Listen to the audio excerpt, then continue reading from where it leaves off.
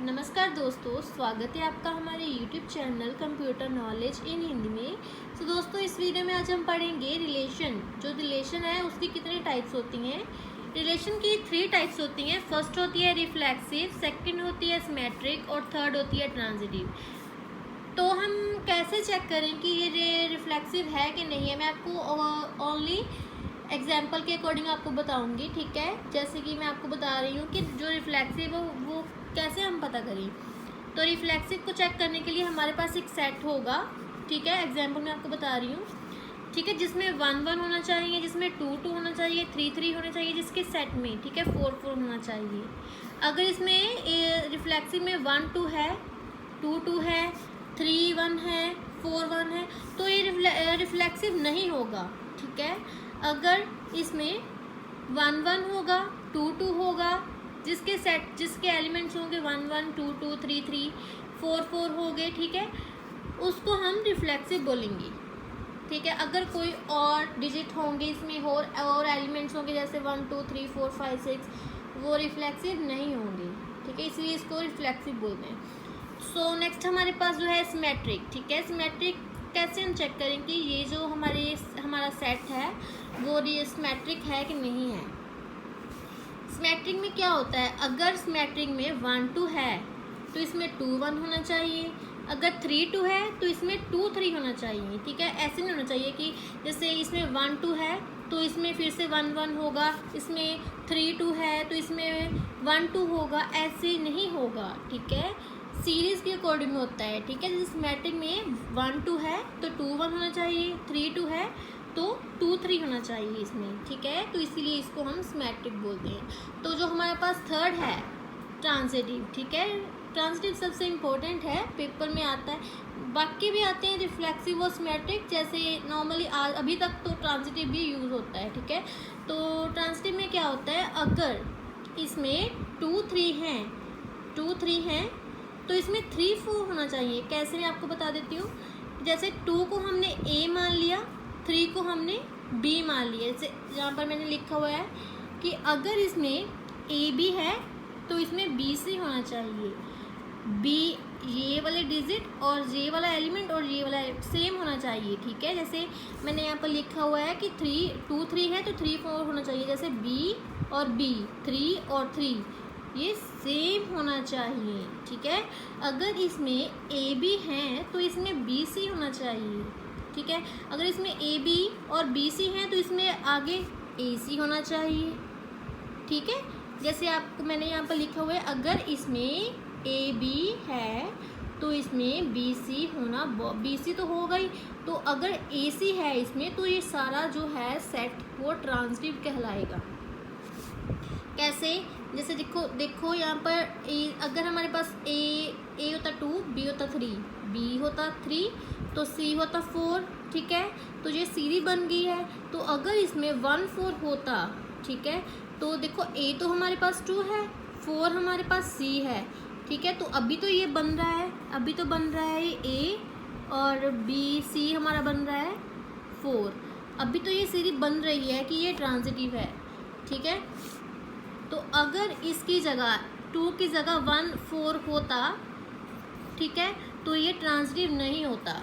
ठीक है, कोई भी 1 की जगह 3 4 होता, कोई भी होता, कोई भी और 5 6 होता। ठीक है, तो ये क्या होता, ये ट्रांजिटिव नहीं होता। अगर इसमें ए हमारे पास 2 है और सी हमारे पास 4 है, तो अगर इसमें ए सी है तो ये ट्रांजिटिव है। ठीक है, इसीलिए इसको हम ट्रांजिटिव कहते हैं, रिफ्लेक्सिव कहते हैं और सिमेट्रिक कहते हैं। मैंने आपको नॉर्मली रिलेशन में जो इसके एग्जांपल्स हैं मैंने आपको बताई हैं। ठीक है, अपनी तरफ से, बट आपको पेपर में आपको स्टेटमेंट दी गई होगी, सबसे पहले सेट दिया गया होगा, आपको वो क्लियर करना होगा। ठीक है, तो मैंने आपको एग्जांपल बताई है अभी। उम्मीद है कि आपको ये अच्छे से समझ आया होगा। सो हमारा जो नेक्स्ट टॉपिक है वो है क्लोजर। ठीक है, तो ये क्लोजर क्या होता है, पेपर में आता है, आपको आएगा कि आप क्लोजर को फाइंड करो, जिसको हम किससे करते हैं, आर से हम इसको रिप्रेजेंट करते हैं, आर प्लस रिलेशन प्लस, ठीक है, आर प्लस। ठीक है, क्लोजर को तो जो क्लोजर है वो कितनी तरह का होता है, वो होता है रिफ्लेक्सिव और ट्रांजिटिव, ठीक है, पेपर में जरूर आता है। तो अभी हमें एक क्वेश्चन दिया हो गया होगा जिसमें उन्होंने कहा है कि let R be a relation on a set. Set हमारा इन्होंने दिया है हमें, सेट कौन सा है, ए इक्वल्स टू 1 2 3 4, ठीक है। तो हमको उन्होंने ए दिया है, सेट दिया है जिसमें 1 2 3 4 एलिमेंट्स हैं सेट में।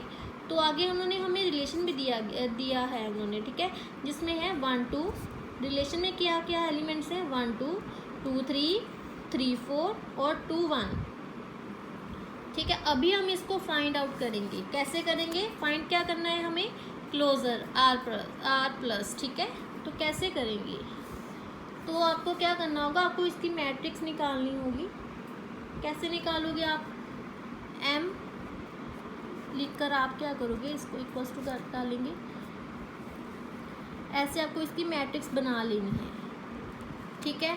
तो 1 2 3 4 जो हमको उन्होंने क्या सेट में दिया है, अब जो भी हमें सेट में 1 2 3 4 दिया गया वो हम यहाँ पर लिख लेंगे। जैसे 1 दिया है, 2 3 और 4, ठीक है। इसी तरह हम ऊपर भी ऐसे लिख लेंगे इसको 1 2, इधर तो हमने कॉलम में हमने लिख लिया है इसको, अभी हम इसको रोज के साइड भी लिख लेंगे, जैसे 1 2 3 और 4। अभी हमको इनकी मैट्रिक्स निकालनी होगी, कैसे निकालेंगे हम, अभी हमने देखना है कि जो रिलेशन में है, अगर इस रिलेशन में है कोई एलिमेंट्स उसमें हम 1 लिख देंगे, ठीक है। अगर नहीं है तो हम उसमें 0 लिख देंगे। मैं आपको बता देती हूँ, ठीक है, बहुत आसान है। जैसे देखना है रिलेशन में हमें 1 1 दिया है इन्होंने, देखो 1 1, कॉलम को रो की साइड लेकर जाना है, ठीक है, कॉलम को ऐसे, कॉलम को रो के साइड, ठीक है। जैसे देखो 1 2 है इसमें, 1 2 तो है, 1 1 है इसमें, सबसे पहले देखेंगे 1 1 है, नहीं है तो हम इसको 0 लिख लेंगे। 1 2 है इसमें, है 1 2 तो इसमें 1 लिख लेंगे। देखना है अभी 1 3 है, नहीं है तो 0 लिख लेंगे।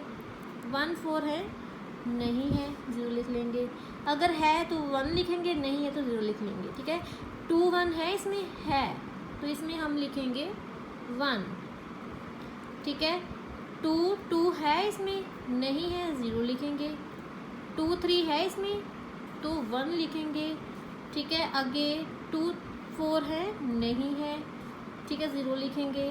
3 1 है इसमें, नहीं है, ठीक है। इसमें है 3 3 है, तो सॉरी 3 2 है, नहीं है, 3 3 है, नहीं है, 3 4 है, नहीं है, 3 4 है इसमें, देखो यहाँ पर, ठीक है। आगे देखो 4 1 है इसमें, नहीं है, 4 2 भी नहीं है, 4 3 भी नहीं है, 4 4 भी नहीं है, ठीक है। तो ये अभी हमारी क्या बन गई, तो इसको हम कहते हैं कि हमने मैट्रिक्स निकाली है। मैट्रिक्स हमारी क्या बनी, सेम वही, वो जो इसमें लिखा है वो इसमें हम फिल कर देंगे। 1 0 आया था, 1 आया था, 0 0 1 0 1 0 0 0 0 1 0 0 0 0, ठीक है। तो हमने सेम वो वैल्यूज़ इसमें पुट कर दिया, जो इसमें आई थी हमारी, हमने मैट्रिक्स निकाली थी अभी, वो हमने सेम यहाँ पर फिल कर दी है, ठीक है। तो अब हम क्या करेंगे, हम इसका, ये तो हमारा आंसर आ गया, हमने निकाल लिया, हमने क्लोजर को हम फाइंड आउट कैसे करते, मैंने आपको ये बताया है। अभी हम इसको कैसे आगे, अभी हमको इसकी M2 भी निकालनी है, ठीक है। तो M2 कैसे निकालेंगे हम इसकी, ठीक है। तो मैं आपको ये भी बता देती हूँ, जो हमने सेम हमारे जो आंसर आया है, जो हमारा सेट बना है, ठीक है, वो हम सेम इसको इधर लिख लेंगे। अभी इसको हम M2 निकालेंगे ठीक है। तो हम कैसे निकालेंगे वो मैं आपको बता देती हूँ। M1 हमारा आया था